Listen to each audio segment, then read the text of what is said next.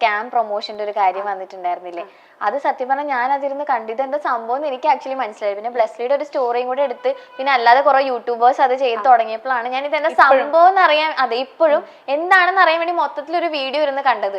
അവര് കറക്റ്റ് ആയിട്ട് കാര്യങ്ങൾ ഇങ്ങനെ പറഞ്ഞു തരുമല്ലോ. ശരിക്കും അത് എന്തായിരുന്നു സംഭവിച്ചത്? സത്യത്തിൽ എനിക്കിങ്ങനൊരു ഇത് വന്നപ്പം ഇപ്പം എന്തായാലും ഒബ്വിയസ്ലി നമുക്ക് ഫോളോവേഴ്സ് ഉണ്ടാകുമ്പോഴും അല്ലെങ്കിൽ വ്യൂവേഴ്സ് ഉണ്ടാകുമ്പോൾ നമുക്ക് ഇങ്ങനത്തെ വീഡിയോസൊക്കെ ചെയ്യാനൊക്കെ വരുമല്ലോ. അപ്പം എൻ്റെ കാര്യങ്ങളൊക്കെ നോക്കുന്ന ആളുണ്ട്, ഒരു ഏട്ടനുണ്ട്. ആ ഏട്ടനാണ് അത് കഴിഞ്ഞിട്ടേ എൻ്റെ അടുത്ത് വരുള്ളൂ. ആ ഏട്ടനാണ് ബാക്ക്ഗ്രൗണ്ടും എല്ലാം വെരിഫൈ ചെയ്ത് എല്ലാം നോക്കിയിട്ടാണ് പറയാം. അപ്പം ഞാൻ കൂടുതൽ അത് അന്വേഷിക്കാറില്ല. എനിക്കറിയാം വർഷങ്ങളായിട്ട് ചെയ്യുന്നതാണല്ലോ. വർഷങ്ങളായിട്ടല്ല, മാസങ്ങളായിട്ട്. ഓക്കെ. അപ്പം അവരെന്തോ സർട്ടിഫിക്കറ്റും കാര്യങ്ങളൊക്കെ സെൻഡ് ചെയ്ത് കൊടുത്തിട്ടുണ്ട് അങ്ങനെയൊക്കെ. അപ്പം ഞാനത് സത്യത്തിൽ ഞാനിവിടെ ഞാൻ ശരിയാണെന്ന് പറയുന്നില്ല. കാരണം എൻ്റെ 10 തെറ്റുണ്ട്. അത് ഞാൻ ഓൾറെഡി ഞാനിത് ചോദിച്ചത് എന്തായിരുന്നു അത് സംഭവം എന്നുള്ളത്. ലൈക്ക് ഇപ്പൊ കാണുന്നവർക്കും എത്തിക്കോട്ടെ, എനിക്കും അത് അറിയണം എന്നുള്ളതുകൊണ്ടാണ് ഞാൻ ചോദിക്കുന്നത്. കാരണം ഞാൻ അതിനെക്കുറിച്ച് പിന്നെ ഒന്നും ഞാൻ സംസാരിച്ചിട്ടില്ല സത്യത്തിൽ. അതിന് ഇപ്പോഴും പ്രശ്നങ്ങൾ നടന്നുകൊണ്ടിരിക്കുകയാണെന്ന് എനിക്കറിയാം. അപ്പം ഈ വീഡിയോ ഞാൻ അപ്ലോഡ് ചെയ്ത് കഴിഞ്ഞപ്പം അപ്പം തന്നെയാണ് ഈ സ്കാം അലേർട്ടിൻ്റെ ഇത് വന്നത്. എന്തോ 10 മിനിറ്റ്സിലോ അങ്ങനെ എന്തോ ആണ് ആ സംഭവം വന്നത്, സ്കാം അലേർട്ടിന് വന്നിട്ട്.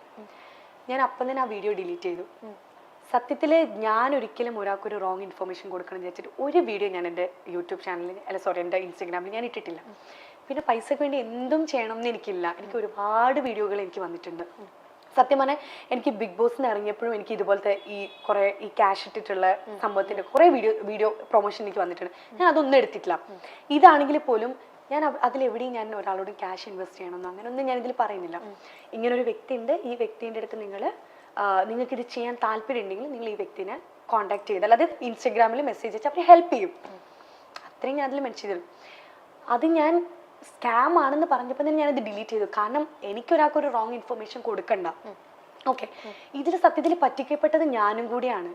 ഇപ്പം ഇതിൽ ക്യാഷ് ഇൻവെസ്റ്റ് ചെയ്തു എന്ന് പറഞ്ഞിട്ട് ഇപ്പോൾ ഒരു വ്യക്തി വന്നിട്ടുണ്ടല്ലോ ഈ ഒരു ഇതിൽ. അപ്പം അവരെങ്ങനെ ഞാൻ എത്രയാണോ ഇതിൽ എമൗണ്ട് പറഞ്ഞാൽ എനിക്ക് ആ എമൗണ്ട് കംപ്ലീറ്റ്ലി എനിക്ക് കിട്ടിയിട്ടില്ല സത്യത്തിൽ. ഈ ഇത് ചെയ്തതിൻ്റെ എനിക്കത് പ്രൊമോഷൻ ചെയ്ത് എനിക്കത് വേണ്ടതാണ്. കാരണം ഞാൻ നേരത്തെ പറഞ്ഞ പോലെ എനിക്കൊരു തെറ്റായ ഇൻഫർമേഷൻ എനിക്ക് ഒരാൾക്കും കൊടുക്കണ്ട. ഞാൻ അന്ന് പറഞ്ഞിട്ടുണ്ടായിരുന്നു ഞാൻ കേസ് കൊടുക്കും. കാരണം എനിക്കും കൂടെ അറിയണം ഇതെന്താണ് സംഭവം, ഇതാണ്. കാരണം ഞാൻ ഇന്ന് പറ്റിക്കപ്പെട്ട പോലെ വേറൊരാൾ നാളെ പറ്റിക്കപ്പെടരുത്. ഇപ്പൊ ഇവര് പറഞ്ഞു 13,000 രൂപ അതൊരു ചെറിയൊരു പൈസയല്ലേ, അത് ദിൽഷയ്ക്ക് കൊടുത്തൂടെ എന്നൊക്കെ ഒരുപാട് വീഡിയോസിൽ ഇപ്പൊ പറഞ്ഞു. 13,000 രൂപ ഒരു ചെറിയ പൈസയാണോ? അല്ല, ഒരിക്കലല്ല. ഞാൻ ജനിച്ചത് വായിൽ സ്വർണ്ണക്കരണ്ടി കൊണ്ടോ അല്ലെങ്കിൽ വെൽ സെറ്റിൽഡ് ഫാമിലിയിൽ നിന്നൊന്നും ജനിച്ച ഒരാളല്ല. 1 രൂപയുടെ വില പോലും എനിക്ക് നന്നായിട്ട് അറിയാം. ഒരുപാട് സ്ട്രഗിൾ ചെയ്തിട്ടാണ് ഞാൻ ഇവിടെ വന്നത്. ഓക്കെ.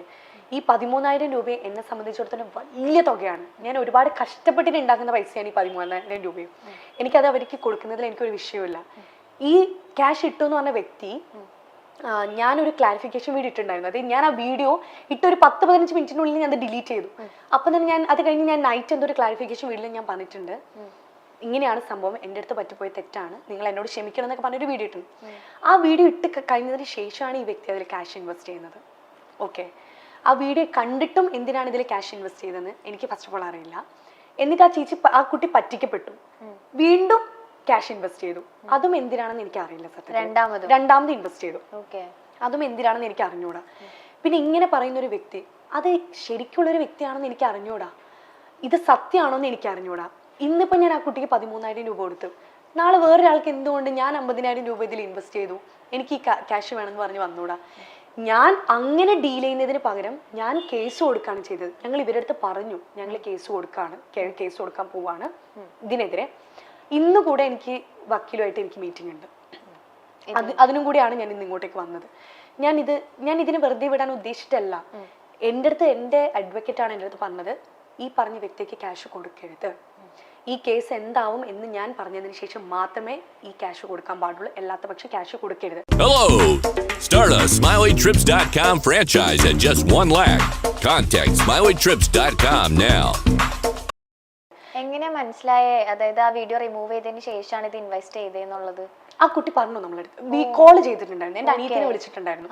അപ്പം അനിയത്തിനെ വിളിച്ചപ്പോൾ പറഞ്ഞു ഇങ്ങനെ ഇന്ന സമയത്താണ് ഞാൻ ക്യാഷ് ഇൻവെസ്റ്റ് ചെയ്തതെന്ന് ആ കുട്ടി പറഞ്ഞിട്ടുണ്ടായിരുന്നു. അപ്പൊ എൻ്റെ അനിയത്തി ചോദിച്ചു, അതിന് മുന്നേ ഞങ്ങൾ ക്ലാരിഫിക്കേഷൻ വീഡിയോ ഇട്ടുണ്ടായിരുന്നല്ലോ, അപ്പം അത് കണ്ടിട്ട് എന്തിനാണ് ക്യാഷ് ഇൻവെസ്റ്റ് ചെയ്തത്? അപ്പൊ കുറെ കിടന്ന് ഇങ്ങനെ പഠിക്കുന്നൊക്കെ ഉണ്ടായിരുന്നു. അപ്പം എനിക്ക് സത്യത്തിൽ ഞാൻ ഒരു റോങ് ഒരു ഇൻറ്റൻഷൻ കൂടിയായിട്ടല്ല ഞാൻ ഈ ഒരു വീഡിയോ ചെയ്തത്. ഞാൻ ഒരാളടുത്തും എനിക്ക് ഒരു കാര്യം എന്ന് പറഞ്ഞാൽ ഇവർ ഇട്ടെന്ന് പറയുന്ന ക്യാഷ് അത് എൻ്റെ അക്കൗണ്ടിലോട്ടല്ല വരുന്നത്, അത് പോകുന്നത് ആ വേമിക എന്ന് പറഞ്ഞ കുട്ടിയുടെ അക്കൗണ്ടിലോട്ടാണ്. എനിക്കിതിൽ ഒരു ഉപകാരം കിട്ടാൻ പോകുന്നില്ല. ഇവർ ആര് ക്യാഷ് ഇട്ടാലും ഇവർക്ക് ഇനി ഡബിൾ അടിച്ചാലും അത് അവർക്ക് അടിക്കാൻ പോകുന്ന ക്യാഷാണ്, എനിക്കല്ല. അപ്പം ഞാനപ്പം ലൈക്ക് എൻ്റെ അഡ്വക്കേറ്റ് എൻ്റെ അടുത്ത് പറഞ്ഞു ക്യാഷ് ഒന്നും ഇപ്പം കൊടുക്കരുത്, കേസ് നമുക്ക് എന്തായി അറിഞ്ഞതിന് ശേഷം മാത്രം അവർ പറയുമ്പോൾ ചെയ്താൽ മതി. അതുകൊണ്ടാണ് ഞാൻ അതിനെ അങ്ങനെ ഡീൽ ചെയ്തത്. അല്ലാതെ ഇത്രയും പ്രോഗ്രാം ചെയ്യുന്നില്ലേ, ഒരു 13,000 രൂപ കൊടുത്ത് ആ കേസ് അങ്ങ് ഒതുക്കിക്കൂടെ എന്നൊക്കെ എൻ്റെ അടുത്ത് പലരും മെസ്സേജ് അയച്ചിട്ട് ഇതാക്കിയിട്ടൊക്കെ ഞാൻ ചോദിച്ചിട്ടുണ്ടായിരുന്നു. 13,000 രൂപ ഒരു ചെറിയ തുകയല്ല, അതൊരു വലിയ തുകയാണ്. ഈ കേസ് എനിക്കത് കൊടുക്കുന്നതിൽ എനിക്ക് വിരോധം ഉണ്ടായിട്ടല്ല. എനിക്കറിയാത്തൊരു വ്യക്തി ആ 13,000 രൂപ ഇട്ടിട്ടുണ്ടോ അല്ലെങ്കിൽ ഇത് സത്യമായിട്ടുള്ളൊരു സംഭവമാണോ ഒന്നും എനിക്കറിയില്ല. അപ്പം അതിനെ ഇങ്ങനൊരു രീതിയിൽ ഡീൽ ചെയ്യാതെ അതിനെ നിയമപരമായൊരു രീതിയിൽ ഡീൽ ചെയ്യണം എന്ന് മാത്രമേ ഞാൻ ചിന്തിച്ചിട്ടുള്ളൂ.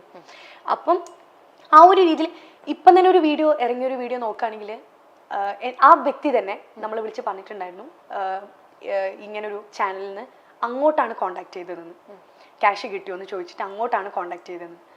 ആ വ്യക്തിക്ക് എന്തുകൊണ്ട് എന്നെ ഒന്ന് കോണ്ടാക്ട് ചെയ്തുകൂടാ, എന്താണ് ഈ കേസ്, എന്തുകൊണ്ട് 13,000 രൂപ കൊടുത്തില്ല എന്ന് ചോദിച്ചാൽ ഒരു ക്ലാരിഫിക്കേഷൻ എൻ്റെ അടുത്ത് നിർത്തും ഇല്ല. അപ്പം എനിക്ക് ഈ വീഡിയോ ഇടുന്ന ആളുകളോട് എനിക്ക് പറയാനുള്ളത്, ഒരുപാട് തമിഴിൽ ഞാൻ തട്ടിപ്പുകാരി എന്നൊക്കെ പറഞ്ഞിട്ട് ഒരാളെ തട്ടിച്ചിട്ടും ഒരു രൂപ പോലും ഞാൻ എടുത്തിട്ടില്ല. ആ വീഡിയോ ചെയ്തതിൻ്റെ കാശ് പോലും എനിക്ക് കിട്ടിയിട്ടില്ല സത്യത്തിൽ. ഓക്കെ, ഞാനത് അപ്പം തന്നെ ഡിലീറ്റ് ചെയ്യും, എനിക്ക് അതിന് 5 പൈസ വേണ്ട താനും. ഞാൻ ഒരുപാട് പ്രൊമോഷൻ വീഡിയോസ് ഞാൻ ചെയ്തിട്ടുണ്ട്, ചിലർക്ക് ഞാൻ ഫ്രീ ആയിട്ടും ചെയ്തു കൊടുത്തിട്ടുണ്ട്. അതെനിക്ക് ക്യാഷിനോടുള്ള ഒരു ആക്രാന്തം കൊണ്ടൊന്നല്ല, ഞാൻ കാരണം ഒരാൾക്കൊരു ഉപകാരം ഉണ്ടാവണമെങ്കിൽ അത് ഉണ്ടാവട്ടെ എന്നേ ഞാൻ ചിന്തിച്ചിട്ടുള്ളൂ. കാരണം ഞാൻ ഒരുപാട് സ്ട്രഗിൾ ചെയ്ത് വന്നൊരു കുട്ടിയാണ്. ഒരാൾ ഒരു ബിഗിനിങ് സ്റ്റേജിൽ ഒരാളുടെ സ്ട്രഗിൾ എന്താണെന്ന് അറിയുന്ന ഒരാളാണ് ഞാൻ. അപ്പം എന്നെ കൊണ്ട് കഴിയുന്ന രീതിയിൽ ഒരാളെ സഹായിക്കാൻ ഞാൻ ശ്രമിച്ചിട്ടുണ്ട്. ആ ഒരു ഇതിൻ്റെ ഒരു ഇതിൽ ഞാൻ ചെയ്തൊരു വീഡിയോ ആണത്. ഒരുപാട് പേര് ക്രിപ്റ്റോന്റെ പേരിൽ വീഡിയോ ചെയ്തിട്ടും ഞാൻ കണ്ടിട്ടുണ്ട്, വലിയ വലിയ ആളുകൾ വരെ ചെയ്തിട്ടുണ്ട്. പക്ഷെ അതിനൊന്നും ഒരു തട്ടിപ്പിന്റെ പേരിൽ ഇതാക്കിയിട്ടൊന്നും ഞാൻ ഇതൊരു കേസ് കൊടുത്തൊന്നും ഇതാക്കിയിട്ടൊന്നും ഞാൻ കണ്ടിട്ടില്ല. ഇതിലും ഒരാളടുത്ത് പോലും ക്യാഷ് ഇടാൻ ഞാൻ എവിടെയും പറയുന്നില്ല. ഞാൻ അതിൽ പറഞ്ഞൊരു തെറ്റുന്നുണ്ട്, 100% ട്രസ്റ്റബിൾ ആണ് ഈ പേജ് എന്ന് ഞാൻ പറഞ്ഞു, എൻ്റെ തെറ്റാണ്. അല്ലെങ്കിൽ ഇത്രയും ഫോളോവേഴ്സ് ഉള്ള ഒരു പേജുള്ള ഒരാളാണ് ഞാൻ. അപ്പം ഞാൻ ഇങ്ങനെ ഒരു വീഡിയോ ചെയ്യുമ്പോൾ ഞാൻ ചിന്തിക്കണമായിരുന്നു, ഞാൻ ഒരുപാട് തവണ ചിന്തിച്ചിട്ടേ ഞാൻ ചെയ്യാൻ പാടുള്ളായിരുന്നു. അത് എൻ്റെ ഭാഗത്ത് നിന്ന് വന്ന തെറ്റ് തന്നെയാണ്. ഞാൻ പറഞ്ഞല്ലോ കുറേ പേര് തട്ടിപ്പുകാരി അങ്ങനെയൊക്കെ പറഞ്ഞിട്ട് കുറേ വീഡിയോസ് ഇട്ടു എന്നൊക്കെ പറഞ്ഞില്ലേ. ഞാൻ ഒരാളുടെ അടുത്ത് നിന്ന് ഒരു ക്യാഷ് പോലും ഞാൻ തട്ടിപ്പറിച്ചെടുത്തിട്ടുമില്ല. എനിക്ക് അങ്ങനെ ഒരു ക്യാഷ് വേണ്ടെന്നാണ്. എനിക്ക് ഞാൻ തന്നെ കഷ്ടപ്പെട്ടുണ്ടാക്കുന്ന ക്യാഷ് മതി, എനിക്കത് തന്നെ ധാരാളം. അപ്പം എനിക്ക് ഈ യൂട്യൂബേഴ്സിനോട് എനിക്ക് പറയാനുള്ള ഒരു കാര്യം എന്താണെന്ന് വെച്ചാൽ, ഒരു വ്യക്തിനെ കുറിച്ചൊരു കാര്യം പറയുമ്പം അതിൽ എത്രമാത്രം സത്യം ഉണ്ടെന്നൊന്ന് അറിഞ്ഞിരിക്കുന്നത് നല്ലതാണ്. കാരണം ഒരുപാട് പേര് അത് ബ്ലൈൻഡായിട്ട് വിശ്വസിക്കുന്ന ആളുകളുണ്ട്. ഈ പറയുന്നത് സത്യമാണെന്ന് വിശ്വസിക്കുന്ന ഒരുപാട് പേരുണ്ട്, എനിക്കറിയാം. കുറെ ഇപ്പം ഇവരിട്ട വീഡിയോയിൽ ഒരുപാട് പേര് വിശ്വസിക്കുന്നുണ്ട് ഞാൻ ഒരുപാട് പേരെ പറ്റിച്ചിട്ടുണ്ടെന്നൊക്കെ. പക്ഷെ ഇവർക്ക് ആർക്കും അറിയില്ല ഇതിൻ്റെ പിന്നിൽ എന്താണ്, ഇതിൻ്റെ സത്യാവസ്ഥ എന്താണെന്നൊന്നും. എനിക്കൊരു പേഴ്സണൽ ലൈഫുണ്ട്, എനിക്ക് എല്ലാ കാര്യങ്ങളും വീഡിയോ ആയിട്ട് എടുത്തിട്ട് എനിക്ക് ഈ ജനങ്ങളുടെ അടുത്ത് പറയാൻ പറ്റില്ല. ഞാൻ ഇന്ന് എൻ്റെ വക്കീലിനെ കാണാൻ പോവാണ്, അല്ലെങ്കിൽ ഇന്ന ദിവസം കേസ് നടക്കാൻ പോവാണ്, അതല്ല ഇതാണ് അതാണ്, എനിക്കത് പറയേണ്ട ആവശ്യമില്ല. എൻ്റെ കേസ് എങ്ങനെ ഡീൽ ചെയ്യണം എന്ന് എനിക്കറിയാം. അത് പേഴ്സണലായിട്ടാണ് എനിക്ക് ഡീൽ ചെയ്യാൻ ആഗ്രഹമെങ്കിൽ ഇഷ്ടമെങ്കിൽ അത് അങ്ങനെ പോകാനാണ് എനിക്ക് ഇഷ്ടം. ഒരു ഫൈനൽ ഔട്ട് എന്താന്ന് വെച്ചാൽ അത് അത്രേ ഉള്ളൂ. അല്ലാതെ ഇന്ന് കേസ് കൊടുത്തു കഴിഞ്ഞാൽ നാളെ അതിൻ്റെ റിസൾട്ട് വരുമോ? ഇല്ല, എല്ലാത്തിനും സമയമെടുക്കും. ആ സമയമാണ് ഇപ്പം എടുത്തുകൊണ്ടിരിക്കുന്നത്, അത്രയേ ഉള്ളൂ. അല്ലാതെ ഞാൻ ഒരാളെ പറ്റിക്ക് ഇതാക്കി ഒന്നും ചെയ്തില്ല. അപ്പം ഈ വലിയ വലിയ തമ്മിലൊക്കെ ഇട്ടിട്ട് തട്ടിപ്പുകാരി അങ്ങനെയൊക്കെ പറയുമ്പോൾ നിങ്ങളൊന്ന് ആലോചിച്ച് നോക്കുക, ഇതിൽ എത്രമാത്രം സത്യമുണ്ട്, നിങ്ങൾ ഈ ചെയ്യുന്നത് ശരിയാണോ എന്ന് ആലോചിച്ച് നോക്കാം. നിങ്ങൾക്ക് ചെയ്യുന്നത് ശരിയാണെന്ന് തോന്നുകയാണെങ്കിൽ. അപ്പൊ അനീതിയുടെ വോയിസ് ക്ലിപ്പ് ആയിരുന്നോ ഇപ്പൊ ഇറങ്ങിയിട്ടുണ്ടായിരുന്നത്? അതെ. ഓക്കെ, ഒരാളല്ലേ ഇൻവെസ്റ്റ് ചെയ്തിട്ടുള്ളൂ, വേറെ ആരും ഇതുപോലെ വേറെ ആരും ഇതുവരെ പറഞ്ഞിട്ടൊന്നില്ല. അനീതിയുടെ വോയിസ് ക്ലിപ്പ് ആണെങ്കിലും ഒബ്വിയസ്ലി ഞാൻ അവളുടെ ചേച്ചിയാണ്. എന്നെ കുറിച്ച് പറയുമ്പോൾ എന്തായാലും ദേഷ്യം വരും. അതിന്റെ ആ ഒരു ഇതിൽ അവൾ പറഞ്ഞൊരു വോയിസ് ക്ലിപ്പ് ആണത്. പിന്നെ ഓൾറെഡി നമ്മൾ ആ വ്യക്തിയുടെ അടുത്ത് കാര്യം പറഞ്ഞതാണ് ഇങ്ങനെയാണ് സംഭവം എന്നുള്ളത്. അനീതിനെ കോൺടാക്ട് ചെയ്തു. എന്റെ അനീതി നല്ല രീതിയിലാണ് ആ വ്യക്തിയായിട്ട് സംസാരിച്ചതും കാര്യങ്ങളൊക്കെ ഇതാക്കിയത്. ഇപ്പൊ അവളിപ്പോ പുറത്ത് UK പഠിച്ചുകൊണ്ടിരിക്കുക.